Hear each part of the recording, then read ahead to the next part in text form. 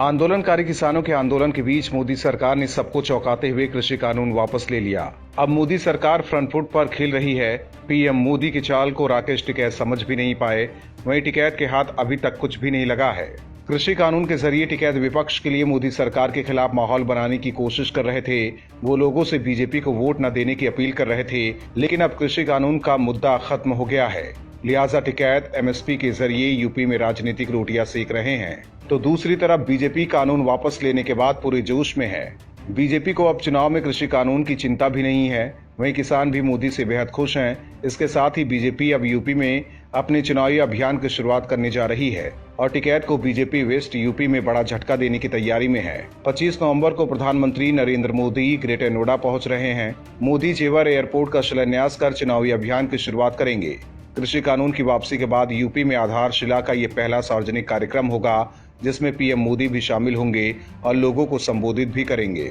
बता दें कि इस क्षेत्र में किसानों का दबदबा है और यहां कृषि कानून का विरोध भी हुआ था, लेकिन कानून वापसी के बाद पीएम के कार्यक्रम को लेकर लोगों में उत्साह है।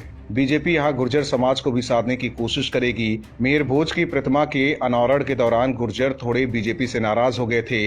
ऐसे में बीजेपी जेवर एयरपोर्ट के जरिए पश्चिमी यूपी में विकास की राजनीति आगे ले जाने की राह देख रही है। वहीं कृषि कानून वापसी के बाद बीजेपी के शिलान्यास कार्यक्रम से टिकैत की नींद उड़ गई है, क्योंकि उत्तर प्रदेश की बात करें तो वेस्ट यूपी में ही कृषि कानून का विरोध ज्यादा था। राकेश टिकैत भी इस क्षेत्र से आते हैं। ऐसे में वेस्ट यूपी में बीजेपी को नुकसान हो सकता था, लेकिन मोदी ने पहले ही टिकैत का चुनावी मुद्दा छीन लिया है और अब मोदी ग्रेटर नोएडा भी पहुंच रहे हैं और जेवर एयरपोर्ट का शिलान्यास कर लोगों को बड़ी सौगात देंगे।